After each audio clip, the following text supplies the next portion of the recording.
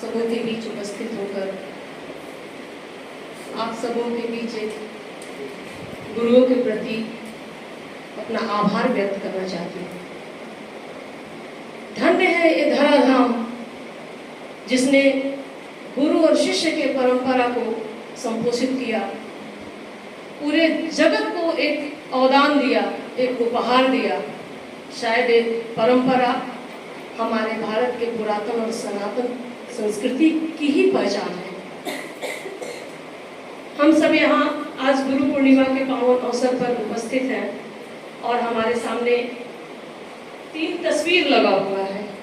आपके मन में एक जिज्ञासा होगी, सहज मानव स्वभाव होता है जिज्ञासा कि आखिर ये तस्वीर किनकी है और इस गुरु पूर्णिमा के अवसर पर इस भगवा ध्वज का क्या औचित्य है या इस तस्वीर का क्या मतलब है। तो मैं अपने छोटी सी जानकारी के हिसाब से आपको कुछ अध्ययन आधारित तथ्य साझा करना चाहती हूँ। हमारे सामने जो वंदनीय मौसी जी लक्ष्मीबाई केलकर की तस्वीर लगी हुई है, वो ऐसी महामानवी है जिनके बारे में अब तमाम बेटियों को जानना चाहिए। आप RSS का नाम सुनी होगी, राष्ट्रीय स्वयंसेवक संघ का, जिसकी स्थापना 1925 में की गई थी। 1925 में जब RSS की स्थापना होती है, उसके बाद उसके 11 वर्ष के अंतराल के बाद इस भारत के धराधाम पर एक ऐसी महिला जिनका पूरा नाम लक्ष्मीबाई केलकर है, उनके 6 बच्चे होते हैं और आपको मैं उनके निजी जीवन के बारे में भी कुछ शेयर करना चाहती हूँ, बताना चाहती हूँ। पहले तो बाल विवाह का प्रथा भी था। इनकी शादी बहुत कम उम्र में हो जाती है और एक ऐसे पुरुष से होती है जो पहले से विवाहित थे और उनकी पत्नी की मृत्यु हो गई होती है, पुरुषोत्तम दास केलकर। उनके पहले से भी बच्चे होते हैं और इनकी जब शादी होती है तो इनके अपने भी बच्चे होते हैं। कुल मिलाकर 6 बच्चे होते हैं। बहुत कम उम्र में गृहस्थी का बोझ इनके कंधे पे पड़ता है और दुर्भाग्य कि इनके पति का भी निधन हो जाता है। इन्होंने अपनी तेजस्विता, दूरदर्शी सोच के तहत अपने परिवार का बोझ तो ढोया ही, अपने बच्चों को शिक्षित किया ही। इनके 6 बच्चों में से 2 बच्चे RSS का, राष्ट्रीय स्वयंसेवक संघ का जो शाखा लगता था, उसमें जाया करते थे। मौसी जी के मन में बड़ा ही जिज्ञासा हुआ कि मेरा बच्चा वहां जाकर क्या सीखता है, क्या देखता है, क्या करता है। पीछे से ये भी जाती है देखने, और सखा में जो गतिविधि होता है, जो क्रियाकलाप होता है, उसका प्रभाव इनके बच्चों पे जो पड़ता है और इनके बच्चों के जीवन में जो सकारात्मक परिवर्तन आता है, उसको देखकर ही बहुत ही प्रेरित होती हैं। इनके मन मस्तिष्क पे, अंतःकरण में एक प्रश्न उठता है कि ये सिर्फ बेटों ही के लिए क्यों, बेटियों के लिए क्यों नहीं। उस दिन से ये सतत प्रयास में लग जाती हैं कि इस तरह का कोई संगठन बेटियों के सशक्तिकरण के लिए भी होनी चाहिए। एक डॉक्टर साहब गुरु सशक्त कर रहे हैं, बेटों में तो आकाश भर संस्कार भर रहे हैं, लेकिन मेरी बेटियों का क्या होगा। डॉक्टर साहब बहुत ही प्रभावित होते हैं मौसी जी के विचारधारा से और बोलते हैं कि मैं आपको पूरा सहयोग करूंगा, आप समानांतर एक संगठन तैयार कीजिए, क्योंकि हमारे संगठन में महिलाएं नहीं आएंगी, इसमें प्रवेश वर्जित है। आप भी आध्यावादी हैं, आप भी शक्ति स्वरूपा हैं, एक संगठन तैयार कर सकती हैं। मौसी जी को वहां जो प्रशिक्षण वर्ग लगता है उसमें जाने की इजाजत दी जाती है, ताकि वो देखकर वहां से अनुभव ले सके और सीख सके कि हमको बेटियों के लिए क्या करना है। और पूरे प्रयास करते करते फिर भी जाकर 11 वर्ष लगे इनको। 1925 में संघ की स्थापना हुई और 1936 में जाकर राष्ट्रीय स्वयंसेविका समिति की स्थापना हुई। आप लोग के मन में अभी भी एक सहज प्रश्न होगा, ये संगठन हमारे लिए क्या करती है। आपके लिए अभूतपूर्व सोच रखती है और आपको मानसिक, शारीरिक और आध्यात्मिक स्तर पर सशक्त करने का दूरदर्शी सोच लेकर चलती है। इसमें बैठी हुई बेटियों को पता होगा कि हम वैसे सनातन संस्कृति से हैं जहां महिलाएं भी पुरुषों के बराबर थी और कंधे से कंधे मिलाकर चलती थी। पूरी आजादी थी, कभी भी हम प्रतंत्र नहीं थे, कभी भी हम गुलाम नहीं थे। आज एक जो फॉल्स नैरेटिव हमारे समाज में सेट होता है, बच्चियां टीनेज में जाती हैं, थोड़ी सी बड़ी होती है और कहती है मेरी जिंदगी, माई लाइफ, मेरा freedom. No, this is very bad. इससे मैं अग्री नहीं करती हूँ। सही आजादी वो है, आप अपने गिरबान में झांक के देखिए, आप अपने सुनहरे और स्वर्णिम अतीत को पढ़िए। देवासुर संग्राम की बात शायद कुछ बच्चियों को पता हो, कुछ को ना पता हो, जिनको नहीं पता है वो जाकर पढ़ेंगे। देवासुर संग्राम में जब राजा दशरथ असुरों से लड़ाई कर रहे थे, उस लड़ाई में उनके सारथी उनकी पत्नी कैकेयी थी। कितनी बड़ी बात है, इसको सोच कर देखिए। कैकेयी, महारानी कैकेयी उनकी सारथी बनी हुई थी। युद्ध में जब दशरथ जी घायल हो जाते हैं, उनके रथ का जो पहिया होता है वो निकलने लगता है, पहिया का कील निकल जाता है, तो कितनी बलिष्ठ महामानवीय महिला थी, उस कील के जगह पे अपना उंगली लगा देती है।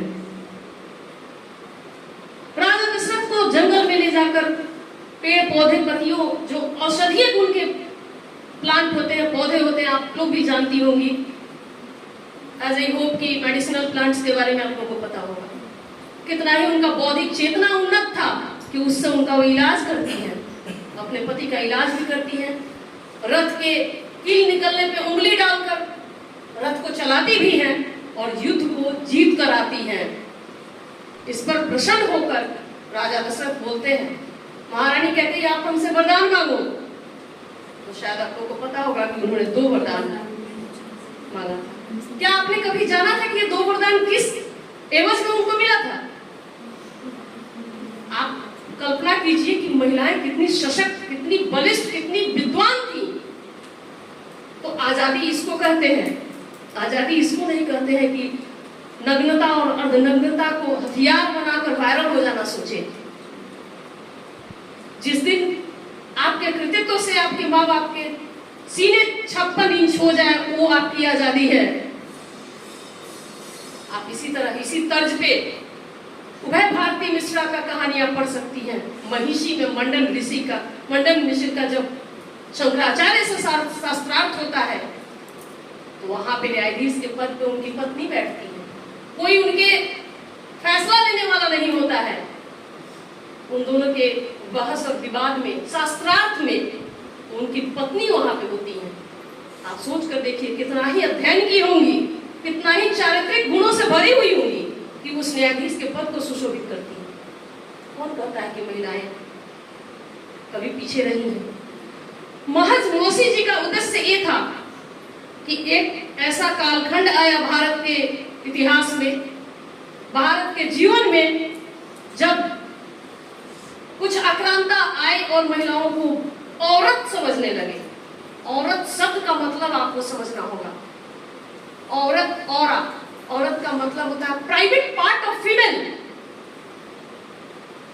औरत शब्द आपके शास्त्र में कहीं नहीं है, आपके रामायण में नहीं है, महाभारत में नहीं है, गीता में नहीं है, कहीं नहीं है।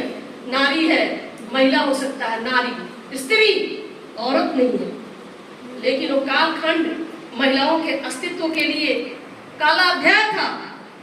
हम हिंदुओं की शादी दिन में हुआ करती थी, लेकिन कुछ आक्रांताओं की वजह से अपने बहन बेटियों की अस्मिता की रक्षा को लेकर लोग रात में करने लगे। और एक ऐसा खंड आया, कालखंड आया कि लोग महिलाओं को अंदर छुपाते छुपाते उनके पोटेंशियलिटी, उनकी क्षमता को कम आंकने लगे। लेकिन मौसी जी का कहना था, या आप अपने अतीत को पढ़ेंगे, कि हम सब हमेशा सशक्त रहे हैं, आज भी हो सकते हैं। बस मौसी जी हमारे सामने जामवंत बन के आई। बेटी झांक तू अपने अंदर, तू सब कुछ कर सकती है। तू शारीरिक स्तर पर सशक्त बन, आध्यात्मिक स्तर पर सशक्त बनो, मानसिक स्तर पर सशक्त बनो। तुम्हारे चाल में वो ठसक होनी चाहिए कि तुमको कोई गलत निगाह से देखने और टोकने से पहले 1000 बार सोचें। हमारे राष्ट्रीय समिति का जो मूल दर्शन है मातृत्व, कृतित्व और नेतृत्व। मातृत्व की जो प्रतिनिधित्व करती है हमारी जीजाबाई। जीजाबाई का नाम सुनी होगी आप लोग, शिवाजी की मां। मातृत्व की अद्भुत उदाहरण। नेतृत्व लक्ष्मीबाई, जो महज 21-22 साल की उम्र में अपने दत्तक पुत्र को अपने पृष्ठ पे लेकर और घुड़सवारी करती है और फिरंगियों को नाकों चले चबवाती है।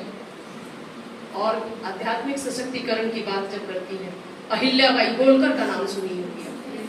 भारत उत्सवों का देश रहा है, हमेशा से सत्य सनातन संस्कृति उत्सवी माहौल में जीता है। यहाँ अवसाद नाम का कोई चीज नहीं हुआ करता था। जब से हम लोग पाश्चात्य के पीछे चिरांधों की भांति सरपट दौड़ने लगे हैं, हम अवसाद से ग्रसित होने लगे हैं। हमको खुद में झांकने की जरूरत है। अहिल्याबाई होलकर सारे मंदिरों को जब आक्रांताओं ने तोड़वाना शुरू किया था, तो उसका जीर्णोद्धार इस महिला ने करना शुरू किया। हमारे आध्यात्मिक नेतृत्व अहिल्याबाई होलकर के हिस्से जाता है। तो इस तरह से मौसी जी का कहना था कि बेटियों के लिए भी सखा लगे, बेटियां भी सशक्त हो, शारीरिक स्तर पे, मानसिक स्तर पे, आध्यात्मिक स्तर पे। सबके जीवन में सब कुछ होना है, सब नेचुरल है, इससे कोई नहीं मुंह मोड़ सकता है, लेकिन सबका एक तरीका है। इसके साथ ही हम जब सखा लगाते हैं, हम अपने परम पूज्य भगवत ध्वज को गुरु मानते हैं। आपके मन में एक सहज प्रश्न होता होगा कि ये तो निर्जीव है, इनको हम कैसे गुरु माने? लेकिन आप ध्यान दीजिए और थोड़ा सा सोचिए इस चीज को। भगवा का जो रंग है वो 3 रंगों का मिश्रण है, सफेद, लाल, फिर केसरिया होता है। सफेद ऐसे ही शौर्य का प्रतीक है, साहस का प्रतीक है। लाल रंग शुद्ध स्नेह, जिसको आजकल विकृत मानसिकता के लोग वैलेंटाइन पे प्रेम का प्रतीक मानते हैं। शुद्ध स्नेह का कोई सानी नहीं है। वो स्नेह माँ से हो सकता है, पिता से हो सकता है, पुत्र से हो सकता है, अपने मित्रों से भी हो सकता है। इसका स्वरूप विकृत कर दिया गया है। सफेद में जब आप लाल रंग में मिलाती हैं तो वो एक केसरिया रंग बनता है। और केसरिया तो हमारे सत्य सनातन संस्कृति में जब अर्जुन सारथी बनते हैं श्री कृष्ण के, तो उनके भी रथ पे केसरिया ध्वज होता है। जब महाराणा प्रताप चलते हैं रणभूमि में, तो उनके रथ पे भी केसरिया ध्वज होता है। केसरिया का तो इतिहास ही अद्भुत है, इसलिए हमारा केसरिया भगवा ध्वज है। और आप एक और बहुत ही गहन तरीके से सोचने का विषय है कि कोई व्यक्ति अगर आपका गुरु होता है, तो हो सकता है कि कालांतर में चलकर उसके व्यवहार में, सोच में विकृति आ जाए, हो सकता है उसका नीति नियम परिवर्तित हो जाए, लेकिन भगवा ध्वज हमेशा ही अपरिवर्तित और नियत स्थिति में रहेगा। और शुरू से हमारा गुरु है, मार्गदर्शक है, और इसके लिए हम तन मन धन समर्पित करते हैं। आज गुरु पूर्णिमा, गुरु पूजन या इसको गुरु दक्षिणा कार्यक्रम का भी स्वरूप दूसरा नाम है, तीसरा नाम है। गुरु दक्षिणा की जहां तक बात होती है, हम किसी भी समाज को सशक्त करने के लिए, संगठित करने के लिए, सुसंस्कृत करने के लिए 3 घटक का जरूरत होता है। या तो आप तन समर्पित करें, मन समर्पित करें, या फिर द्रव्य समर्पित करें। तन समर्पित आपका तब होता है जब प्रतिदिन आप 1 घंटे सखा में देती हैं। और सखा के बारे में भी आपको जानना होगा। सखा आपके शारीरिक सशक्तिकरण का जरिया है, मानसिक विकास का जरिया है। योग जो है हमारा, या फिर हम जो कसरत करना कहते हैं, एक्सरसाइज करना कहते हैं, सखा में वो सब चीज होता है। सखा एक शक्ति पीठ है, वहां से व्यक्तित्व निर्माण होता है, चरित्र निर्माण होता है। तो यदि आप 1 घंटे रोज सखा में जाती हैं, तो आप तन समर्पित करती हैं। और यदि स्वयं सेवकत्व की भावना आप में जगता है, तो आप मन समर्पित करती हैं। और जहां तक बात है द्रव्य समर्पित करने का, तो ये राष्ट्रीय स्वयंसेविका समिति या फिर राष्ट्रीय स्वयंसेवक संघ कभी किसी से चंदा नहीं लेता है। कभी किसी के सामने पैसे के लिए हाथ नहीं फैलाता है। समाज को संगठित करने के लिए हम सब जानते हैं कि कुछ न कुछ समर्पित करना होता है। आप 1 रुपया हो, 2 रुपया हो, कोई मतलब नहीं रखता है कि कितनी राशि समर्पित करना, वो आपके स्वेच्छा पे है। नहीं कुछ है, पुष्प समर्पित करके भगवा ध्वज के सामने नतमस्तक होना है। इस तरह से मौसी जी 10 से 11 साल के प्रयास के बाद जब राष्ट्रीय स्वयंसेविका समिति का स्थापना करती हैं, इसमें महिलाएं एक कर 2 कर, जब मौसी जी जब जाती थी महिलाओं को प्रेरित करने, बोलने की चलिए सखा, तो उनके मुंह पे गेट दरवाजा बंद कर दिया जाता था कि क्या औरत आ गई, क्या महिला आ गई, कहां से आ गई, क्या करना चाहती है। लेकिन उन्होंने कभी इसको अपमान के रूप में नहीं लिया, कभी उनका हौसला कम नहीं हुआ। उनको दिखता था कि जिस शुद्ध उद्देश्य को लेकर हम चल रहे हैं और समाज के सशक्तिकरण की बात कर रहे हैं, आज न कल समझेंगी महिलाएं इस बात को और वो इसके पीछे आएंगी। धीरे धीरे करते करते आज विश्व की सबसे बड़ी महिलाओं के संगठन है। ये कोई राजनीतिक पार्टी नहीं है, ये बस आपके व्यक्तित्व के विकास, आपके चरित्र के निर्माण, आपके आचरण के निर्माण के लिए सतत काम करती है। आपसे कुछ नहीं लेती, आपके सशक्तिकरण के लिए काम करती है। मौसी जी जब पार्टीशन हुआ था, पार्टीशन मतलब भारत और पाकिस्तान का विभाजन हुआ था, 15 अगस्त को तो हम लोग सब मनाते हैं कि आज हमारा भारत स्वतंत्र हुआ था, लेकिन एक दिन पीछे जाकर 14 अगस्त के दर्द को आप लोग देखिए कि उस दिन हजारों लोग बेघर हुए थे, 10 लाख हिंदुओं का कत्ल कर दिया गया था। और रेड क्लिफ लाइन आप लोग पढ़ी होंगी, जो भारत और पाकिस्तान को 2 भागों में बांटता है, वो रेड क्लिफ लाइन, रेड है वो हिंदुओं के रक्त से वो लाइन खींचा गया। उसमें भी मौसी जी अपना अद्भुत योगदान दी। कराची में फंसी हुई महिलाओं को लाने के लिए अकेला यहाँ से निकल पड़ी, अकेला निकली और भाइयों से बात करके छुपकर छत पे बैठक करके कुछ महिलाओं को संगठित की और लेकर चली गई। वहां से जो फंसी हुई महिलाएं थी उनको लेकर आई और सबको सही सही जगह पे स्थान दिया गया। तो अद्भुत साहस की महिला और महामानवी थी। सौभाग्य की बात है कि हम लोग इस संगठन से जुड़े हुए हैं और गिलहरी के ही स्वरूप में अगर छोटा भी थोड़ा भी योगदान दे दिए इस संगठन के लिए तो हम लोग का जीवन धन्य हो जाएगा।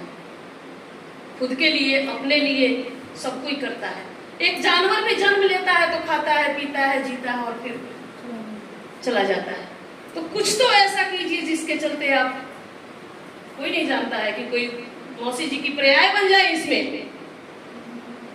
इसलिए इस संगठन को लेकर बस आप लोग से यही आग्रह है कि आप लोग अपने अंदर एक सोच पैदा कीजिए, एक दीपक दूसरे दीपक को जलाए, इसी उम्मीद के साथ हम आप लोग के पास आए हैं।